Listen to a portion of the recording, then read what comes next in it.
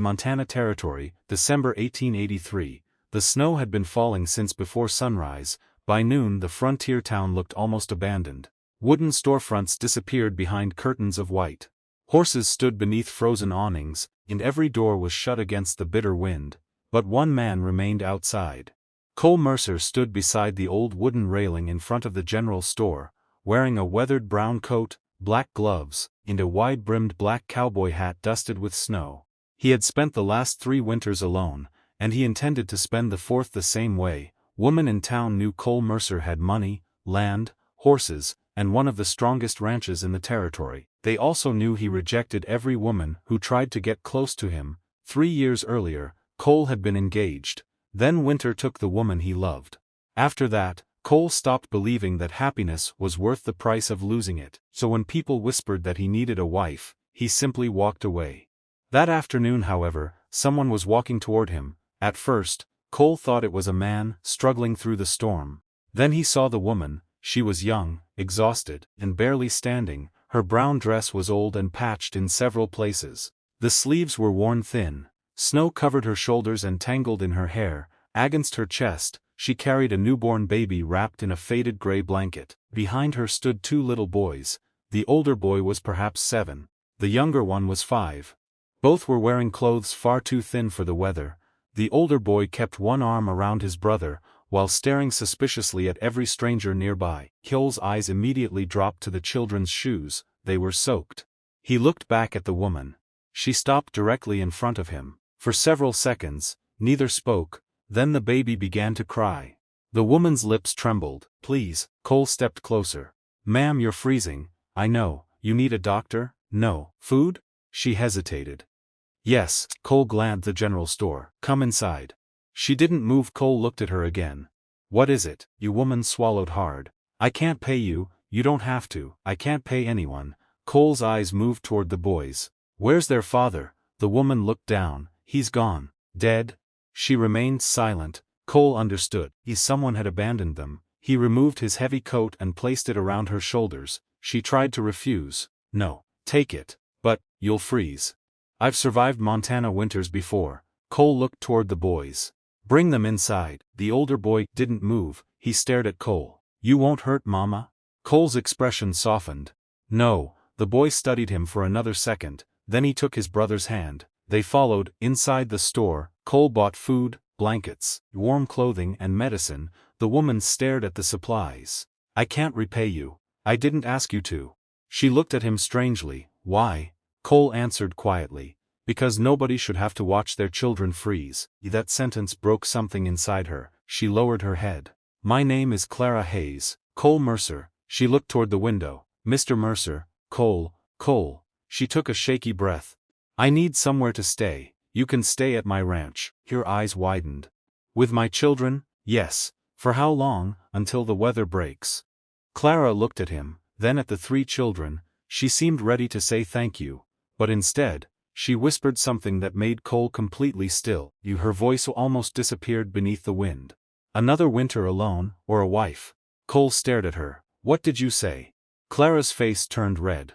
"I said I could work." "That isn't what you said." She looked directly into his eyes. He said, "Perhaps you need a wife and I need a home." Cole didn't answer. The 2 boys stood behind Clara. The newborn cried softly against her chest. Snow continued falling outside. Finally, Cole said, "Come to the ranch." Clara nodded. "But understand something." "What?" "This isn't a bargain." She frowned. "I don't understand. You don't owe me a marriage because I gave you shelter." Clara looked down at her children. "I know." Then she whispered, "But I don't know how else to keep them alive."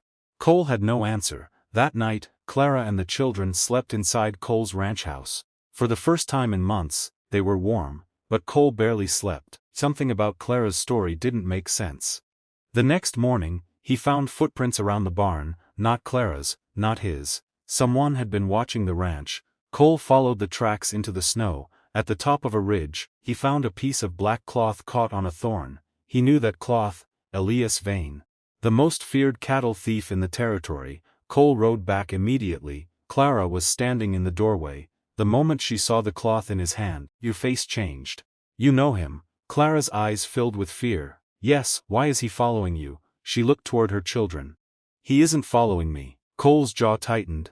Then who? Clara looked at the newborn. My baby. Cole stared at her. Why? Clara finally told him the truth. Her late husband had discovered that Elias Vane was stealing land from poor settlers. Before he died, he gathered documents proving everything. Elias had spent months searching for those papers. Clara had hidden them. And now Elias believed the evidence was somewhere on Cole's ranch. Cole walked to the window. Outside, 3 riders appeared through the snow. Elias was coming. Cole reached for his rifle. Clara grabbed his arm. Don't. Cole looked at her. They're coming for your children. They'll kill you. Cole calmly loaded his rifle. Then they'd better be very good at it. A gunshot exploded through the morning. The ranch window shattered. The children screamed. Cole pushed Clara and the boys behind the wall. Then he stepped into the snow. And this time, he wasn't fighting for his ranch. He was fighting for the family that had accidentally walked into his life. Elias Vane and 4 armed men surrounded the ranch. Cole moved between the barn and the house, using the storm as cover. One outlaw fired. Cole answered. Another rider fell from his horse. Elias shouted, Mercer, give me the woman and the baby. Cole's eyes hardened. You're not taking anyone. Inside the house, Clara held the newborn tightly. The 2 boys crouched beneath the window. The older one whispered, Is he going to save us? Clara looked toward the door. Yes. How do you know? She swallowed.